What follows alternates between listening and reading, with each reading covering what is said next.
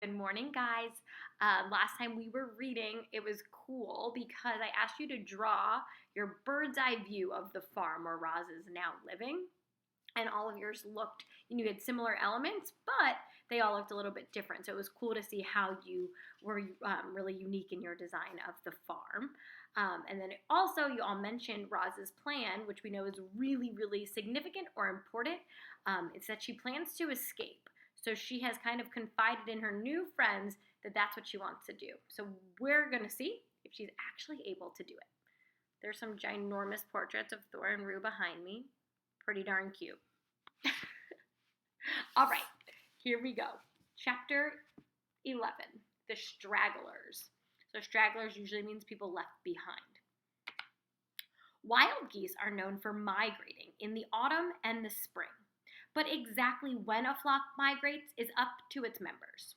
Some flocks choose to fly early in the season. Others straggle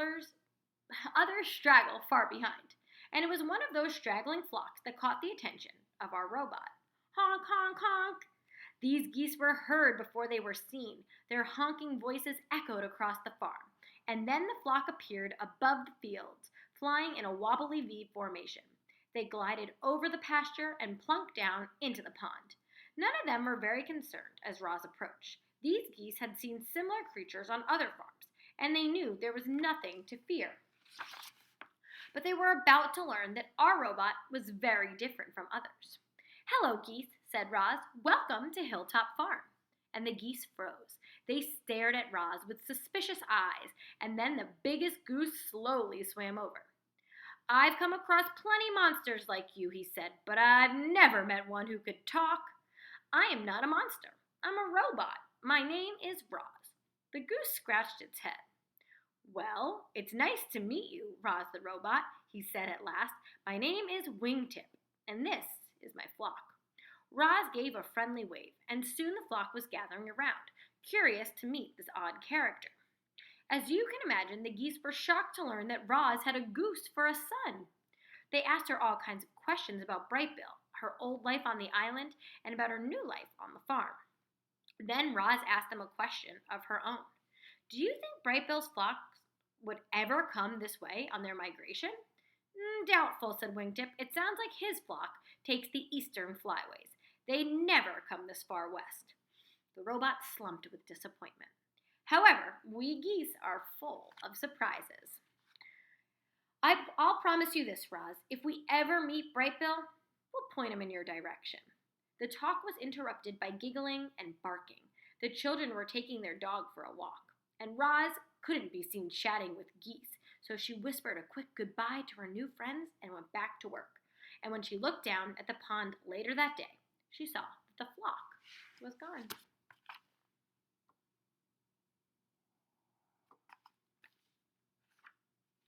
Chapter 12, The Homesick Robot. We all feel homesick at one time or another. Even the robot felt something like homesickness. Roz belonged with her son and her friends on the island. She was determined to find her way back there. But how? If the robot was seen doing anything unusual, Mr. Sharif might have her destroyed. Roz had to be careful, so she calmly went about her farm work day in and day out. But all the while, the homesick robot was secretly planning her escape. Chapter 13, The Electronic Signal. Beep, beep, beep, beep, beep.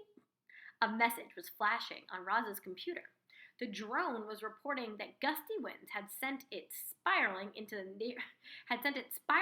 the neighbor's bean field. So the robot grabbed the big heavy toolbox and marched out to clean up the mess.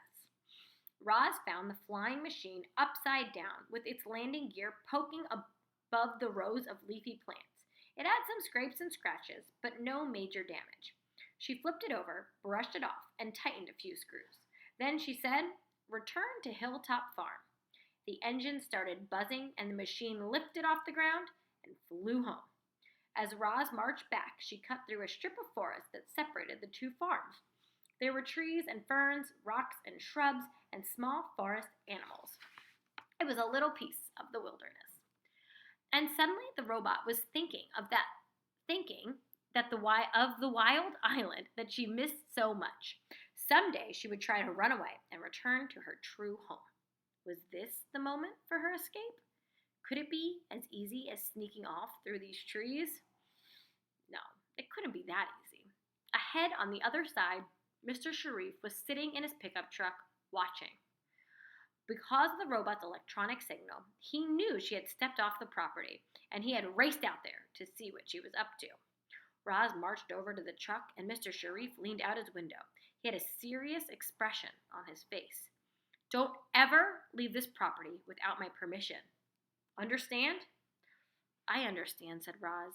She understood all right. She understood that she was always being watched. She understood that she was trapped on Hilltop Farm.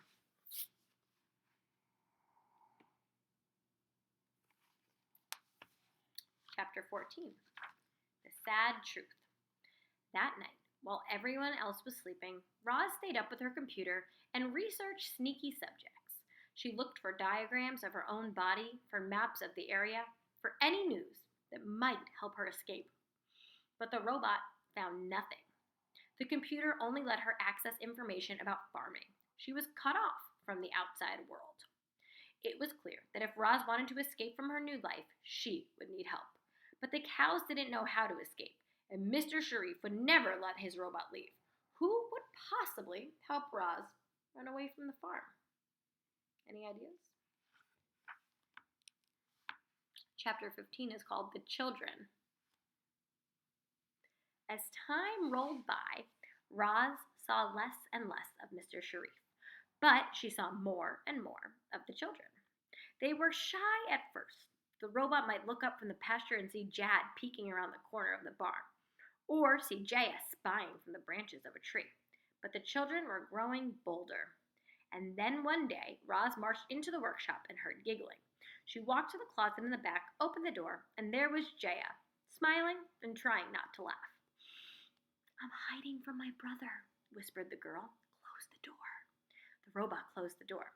A minute later, Jad ran in, flushed and out of breath. Hey, Roz, have you seen Jaya? The robot just stared.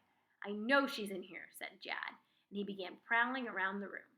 He searched under the work table, behind the tool chest, and in between all the bulky workshop machines.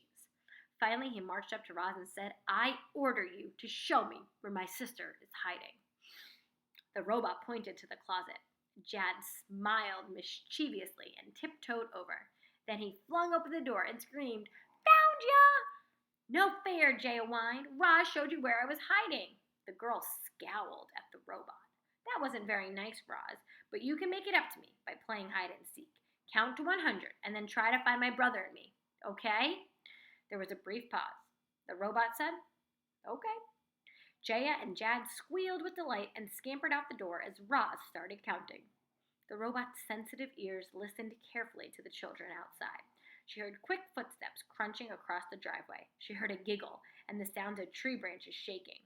She heard a grunt and the sound of hay bales being shoved aside. When the robot finished counting, it took her exactly 5 seconds to find Jaya up in a tree. It took her another 8 seconds to find Jad in the hayloft.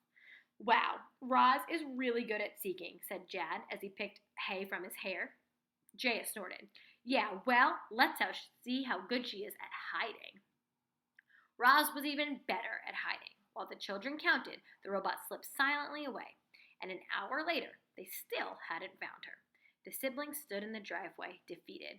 We give up, Roz, shouted Jad. You win, shouted Jaya. The junk pile beside the barn started moving, and Roz appeared. The robot had been sitting there all along, perfectly camouflaged among the scrap metal and the old farm machines. The next time we play, you have to let one of us win, said Jaya to Roz. And next time they played, Roz did. The robot enjoyed having the children around. They brought a little lightness into her world, and she hoped to bring a little lightness into theirs.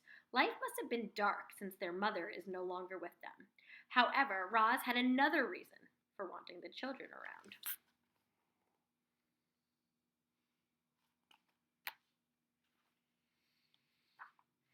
She needed them. Her only chance of ever returning home was if Jaya and Jad could find it in their hearts to help her escape.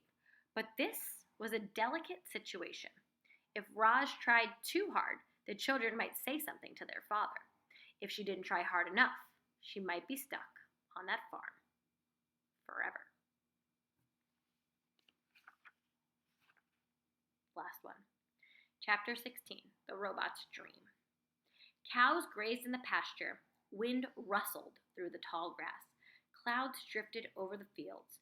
Farm machines rumbled and buzzed. Milk flowed into bottles. Bottles were packed into boxes. Boxes were loaded onto the milk truck. The truck drove away full and returned empty. Children romped around with their dog. A man sat at his desk. A robot dreamed of escape. So it's obvious, right, what Roz has on her mind, which makes total sense, right? She wants to get back to the life she knows. Today, when you're responding to our text, we heard a couple of things. One was about the robot feeling homesick. So I'm wondering a time when you have ever felt homesick. So you've been away from home and you're felt in like kind of your heart and your whole being like you want to be back there. Maybe you're homesick from a person or from your actual physical home where you live. So stay tuned for that.